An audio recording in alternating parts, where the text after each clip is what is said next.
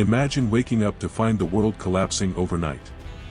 What if I told you that one man's decision in 1939 would set the planet on fire and kill tens of millions? This is the story of the war that nearly destroyed civilization itself. Europe in the 1930s was not peaceful, it was a powder keg. The Great Depression crushed economies. Dictators rose. Hitler promised glory. Mussolini promised empire. Japan wanted domination in Asia. Everyone wanted more. Everyone was ready to gamble with blood. September 1st, 1939. German tanks rolled into Poland at dawn. Blitzkrieg. Lightning war. Planes screamed overhead. Cities collapsed in days. The world watched in horror, and then Britain and France declared war. The deadliest conflict in history had begun. Poland fought bravely, cavalry charging tanks, but it was hopeless. By the end of the month, Germany carved from the west, and the Soviet Union from the east. Poland disappeared from the map, its people swallowed by tyranny. Winter came. Strangely quiet. Britain and France waited behind their defenses, while Germany sharpened its sword. Newspapers called it the phony war.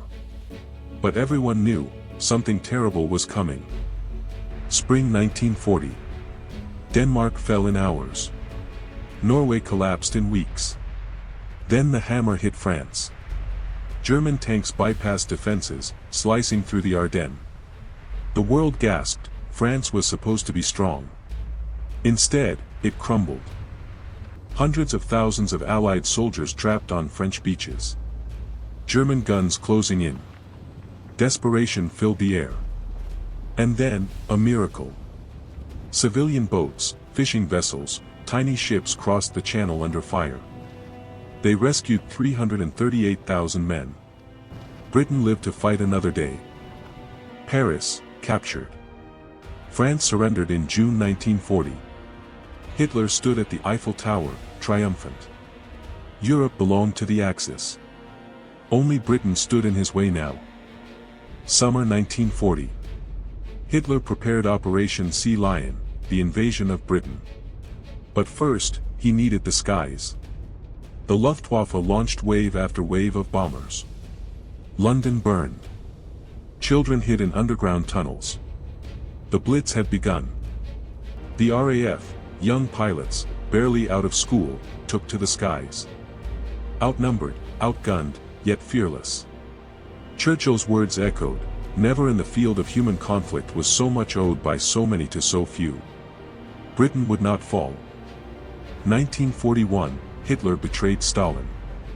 3 million German soldiers invaded the Soviet Union in Operation Barbarossa. It was the largest invasion in history. Cities burned. Millions fled. Entire villages vanished.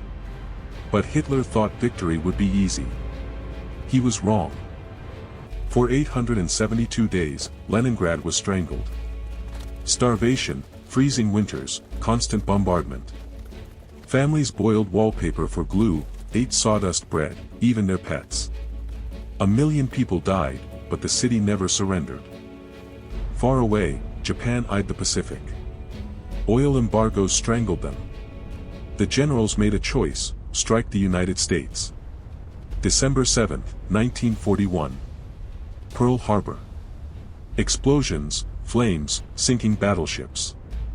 A date which will live in infamy. America was now in the war. The world map lit up in flames.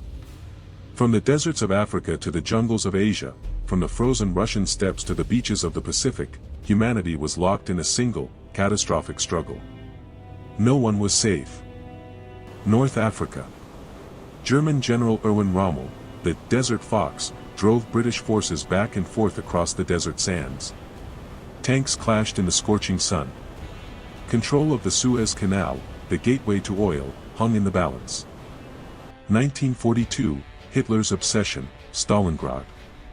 A city on the Volga, symbolically bearing Stalin's name. German armies stormed the ruins. Street by street, house by house, they fought.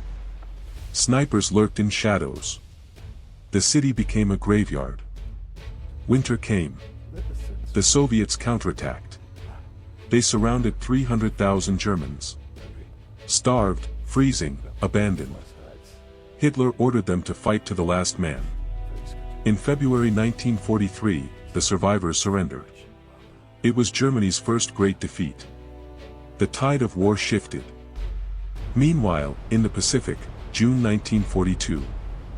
The Japanese fleet prepared to ambush the Americans. But US codebreakers knew their plans. In a stunning reversal, 4 Japanese aircraft carriers were sunk. Japan would never recover. The Pacific War had turned. Across occupied Europe, resistance movements rose. Sabotage, assassinations, underground newspapers. Ordinary men and women risking torture and death to defy the Nazis. They proved that even in darkness, courage burns bright. Behind the front lines, something monstrous was happening. Concentration camps. Gas chambers. Auschwitz. 6 million Jews, along with millions of others, systematically murdered. The Holocaust, history's darkest crime, unfolded as the world fought on. 1943, the Allies invaded Sicily, then mainland Italy. Mussolini was overthrown, but Germany rushed in, turning Italy into another battlefield. Rome, Florence, Monte Cassino, all scarred by war. In Britain, secret preparations began. The Allies plotted the greatest invasion in history, Operation Overlord. Spies, decoys, deception, all designed to fool Hitler. A storm was coming. June 6, 1944. Dawn. Thousands of ships crossed the channel. Beaches of Normandy erupted in fire. Omaha Beach became a slaughterhouse. But wave after wave pushed forward. By nightfall, the Allies had landed in Europe. The liberation had begun. August 1944. The French resistance launched an uprising. Allied tanks rolled in. Crowds filled the streets, cheering, weeping, waving flags. After 4 years of occupation, Paris was free. Winter 1944. The Ardennes again. Hitler launched the Battle of the Bulge, throwing everything into one final offensive. Snow, fog, chaos. The Allies nearly broke. But the German army spent its last strength, and lost. From the east, the Red Army pushed relentlessly. City after city fell. The Soviets saw the horrors of the camps firsthand. They were coming for Berlin. April 1945. Berlin was a city of rubble. Soviet artillery thundered. Hitler raged in his bunker. As Soviet troops closed in, Hitler shot himself. A week later, Germany surrendered. In Europe, the war was over. But in Asia, the war raged on. US Marines clawed across islands, Tarawa, Saipan, Iwo Jima. Each victory cost thousands of lives. Japanese soldiers refused to surrender, fighting to the death. Japanese pilots turned themselves into human bombs, kamikazes. They dove their planes into ships, turning the ocean into flaming wreckage. It was desperation, but it terrified the Allies. Meanwhile, in secret labs, American scientists unlocked the power of the atom. The Manhattan Project created the deadliest weapon in history. A weapon that would decide the war, and change humanity forever. Spring 1945. The last great battle. Okinawa. Soldiers fought cave to cave, hill to hill. Civilians were caught in the slaughter. Over 200,000 lives lost in one island.